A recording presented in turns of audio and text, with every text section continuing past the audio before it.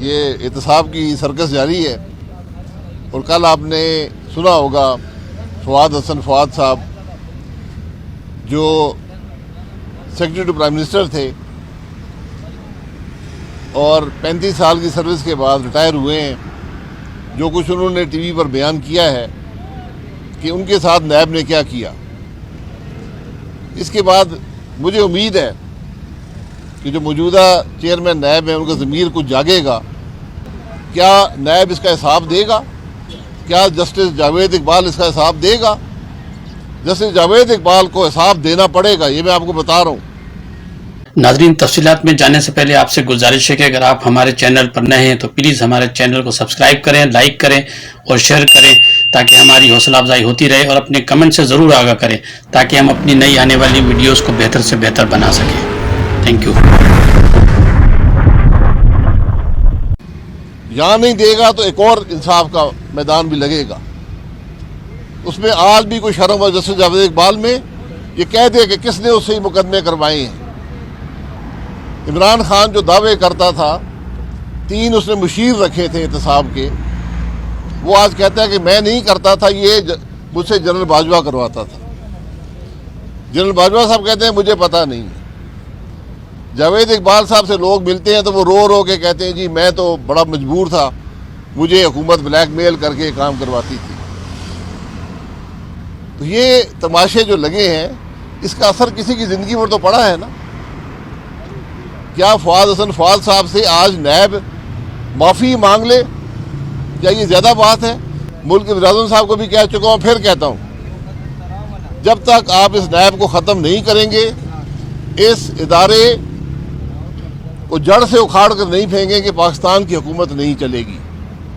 ये बताएं कि आपने ये बात की कि जो पॉलिटिकल केसेस बनते हैं उनकी कॉस्ट या उनकी कीमत जो है वो फिर जो मुल्क है और कौम है वो अदा करती है। इस वक्त भी PMLN की या PDM की हुकूमत है, इस वक्त भी बहुत से एक नैरेटिव्स बिल्डअप हो रहे हैं कि PTI के ख़िलाफ़ केसेस बनाए जा रहे हैं।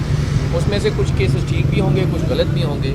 आप in general being senior politician क्या समझते हैं कि क्या सियासी मुकदमात होने चाहिए, लोगों को फिक्स करना चाहिए या नहीं करना चाहिए?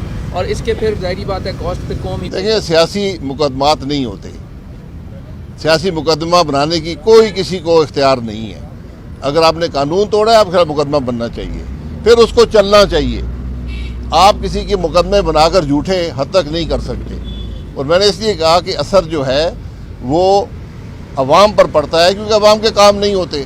जब अफसर अपनी कलम उठा लेता है, वो कहते हैं जी मैं तो ये फैसला करूँगा, अगर नैब पकड़ के ले जाएगी, क्योंकि किसी भी सियासतदान को पकड़ने के लिए आपको उसका जो अफसर होता है उसको पकड़ना ज़रूरी होता है, वरना केस नहीं बन सकता। ये इसकी हकीकत है। बाकी मैं हर झूठे केस के ख़िलाफ़ हूँ और मेरा मुशाहिदा ये है कि इस मुल्क में कोई करप्ट आदमी नहीं पकड़ा जाता। आप इन केसेस को देख लें जो अदालतों में हैं, ये सिर्फ वो लोग हैं जो ज़िंदगी में ईमानदारी से काम करते रहे। केस उनके खिलाफ हैं जो करप्ट हैं, वो बाहर खुले फिर रहे हैं। अच्छा अब्बासी साहब, आपने बारहा ये कहा कि नैब को जड़ से उखाड़ फेंकना चाहिए, लेकिन आज तक ऐसा हो नहीं पाया। क्या हुकूमत में आपकी आवाज़ को तरजीह नहीं दी जाती? नहीं, मैंने अपनी आवाज़ बुलंद कर दी है ना। मैंने तो पिछली हुकूमत में भी, आज भी कहता हूँ, आपने मुल्क चलाना है या नैब चलाना है, ये फैसला कर लें। ये दोनों नहीं चलेंगे। अच्छा अब्बासी साहब, जैसे PTI के दौर में आप लोग पकड़े जा रहे थे तो उस टाइम PTI के लोग कहा करते थे कि ये हम नहीं पकड़वा रहे बल्कि कोई और कर रहा है। आज PTI के लोग पकड़े जा रहे हैं तो मुस्लिम लीग नून के अक्सर लोग कह रहे हैं कि हम नहीं कर रहे। तो कहाँ पे ये सिलसिला रुकेगा? आपको नहीं लगता कि इस पूरी सूरत के जिम्मेदार जहाँ कोई और है, सियासतदान खुद भी हैं? देखिए, ये फैसला कर लेना। इमरान खान ने दावे किए कि मैंने फलाने को अंदर करवाया है, मैंने फलाने को अरेस्ट किया है, मैंने फलाने को पकड़ा है। तो अब उनको याद आया कि नहीं, मैंने नहीं पकड़ा था, मुझसे कोई और करवा रहा था। तो वो अपना बयानिया दुरुस्त कर लें। हमारी हुकूमत का बयानिया बड़ा वाज़ेह होना चाहिए।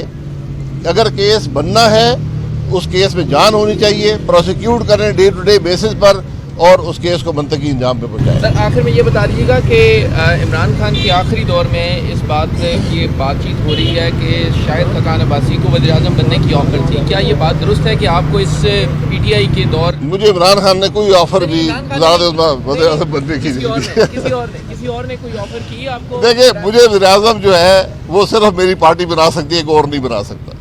Thank you.